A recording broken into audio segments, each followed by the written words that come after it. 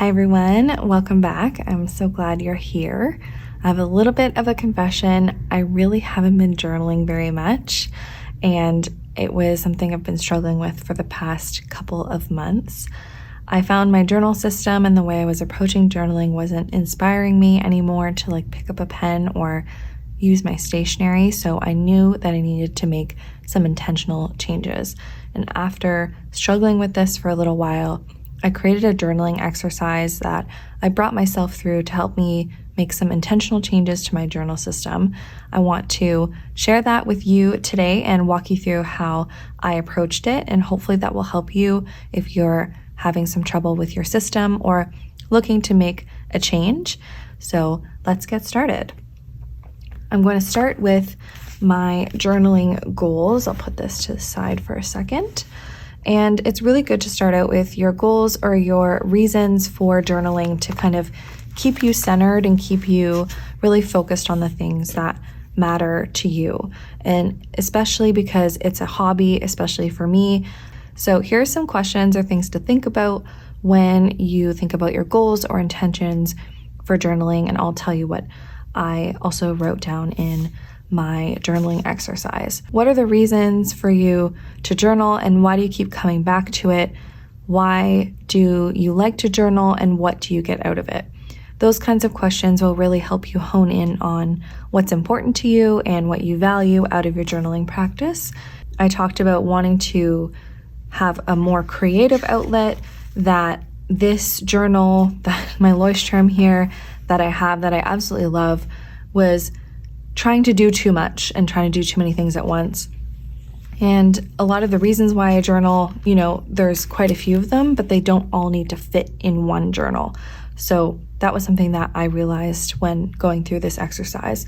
But those questions can help you start to understand what you get out of it. It could be anything. That is totally valid as a reason to journal. When it comes to your goals and your reasons for journaling, it's important to get that down first so that you can refer back to that for the rest of this exercise. After you've written down your goals and your reasons for journaling, you can start writing down your current system and just get a log of everything you're currently using and how often you use them to give yourself a good baseline understanding of what is the current status of your journaling practice.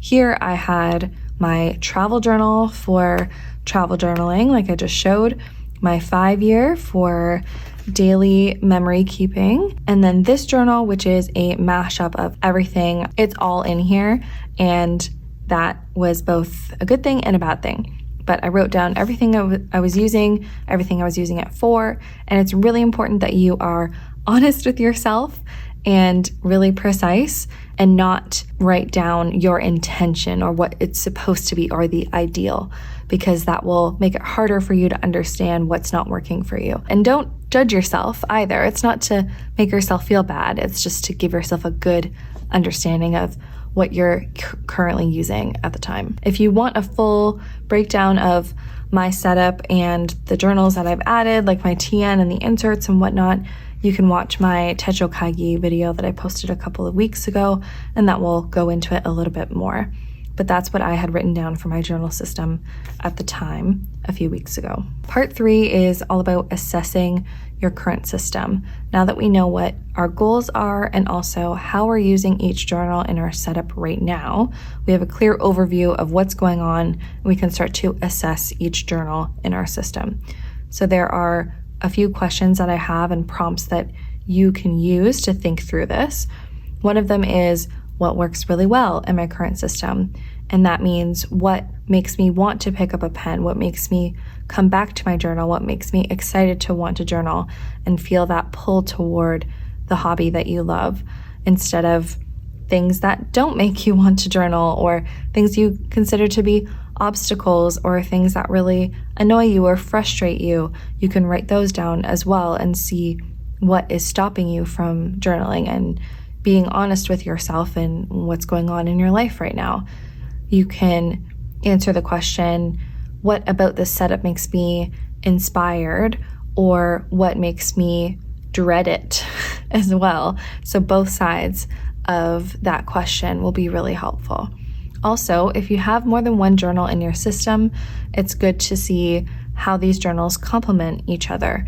How does having a TN and a Leuchtturm help me in my system if that was something I had? Or how does this one journal do everything for me, and does it do it well? It's great to ask these questions, and even if the answer is an easy, yes, this is great, it's still good to have that check-in. Also, don't forget to think about not just the habit aspect, but also the little details that can really make or break it, at least for me, like the pens that I'm using, the paper, the size of the journal as well is something to consider.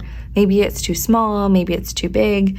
I know that I need at least enough space for me to have room to do collages like this and decorate and do all of that fun stuff and memory keeping, as well as have a lot of space to write, because I do like to collage with big pieces. Another thing as well is making sure that the paper is fountain pen friendly, which it is in the Leuchtturm, and I love how the ink looks on it. I have this Moleskine that I talked a little bit about, and I started using it as a memory keeping journal, and a lot of the ink ended up bleeding through to the other side of the page, and that got old really fast, and it made me not want to use this journal at all. So that was something that really drove me away from journaling in that specific notebook. So thinking through those questions, and also asking yourself, what's missing? What could be added, or even what could be eliminated? Maybe you have too many journals and you're overwhelmed, and you start thinking about, okay, maybe I can get rid of one of my TN inserts because some of them are redundant, or maybe I need to split out my journal into two different ones that have two different purposes to keep them separated, which is something that I did. Those are some great questions to ask yourself. Part 4 is all about changes. So now that you understand what's working for yourself, what's not working, and what your current setup looks like, you can look at your goals and what you don't like about your system, and you can start making some changes.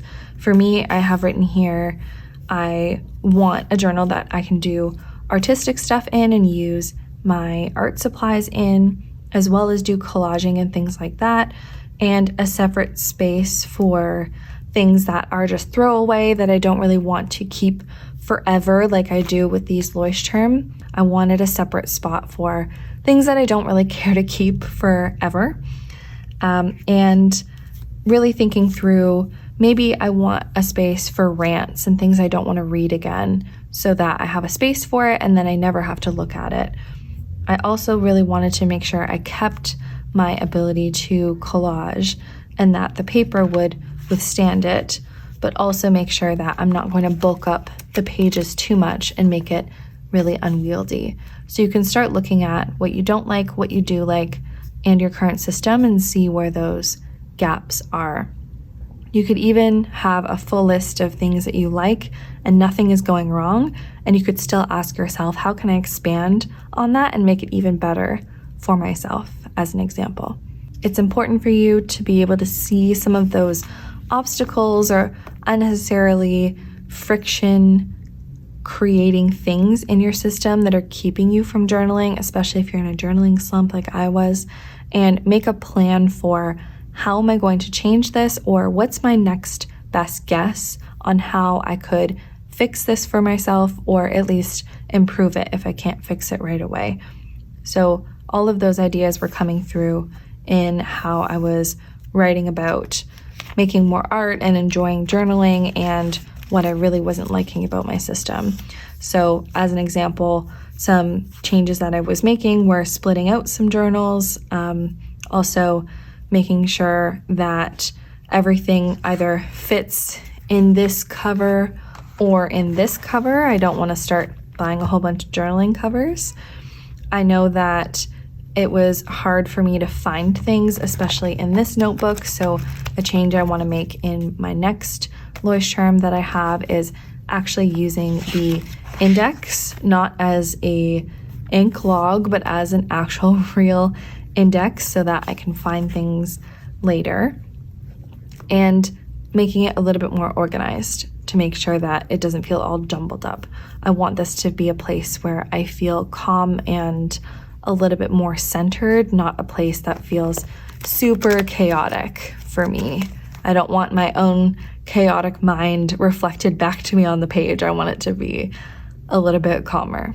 So those are a couple of changes I'm making based on what I didn't like about my system. And I kept going back to my goals and saying, I want this to be simple. I want this to be uncomplicated. I want this to be a source of calm for me, not a source of stress. So I don't want too many journals, but enough for me to handle, those kinds of things. And you can go through those questions as many times as you need to really get down to those changes that you would like to make. Finally, you can write down your current journaling system and the changes that you have made. So write down each journal and what you're going to be using it for and how often, sort of a reflection of that first area where you were doing a current status portion of your journaling system, and enact those changes and see how it goes. You can look at it as an experiment and see if these changes will help you move further toward those goals and reasons for journaling that you wrote about. And you can have that to look back on if you ever feel like you're losing your way in your journal practice. So you can write down each journal that you have and what you're using it for, and you'll have that to look back on and see the difference between the new version and the old version. And then after that, you are pretty much done. You can start to reorganize your journals and set them up however you think would work. But I hope that this journal exercise helped you and some of these questions gave you something to think about. I would love to hear how you're going to be using this exercise or some changes you're making and why in the comments below. And I will see you in the next video. Bye.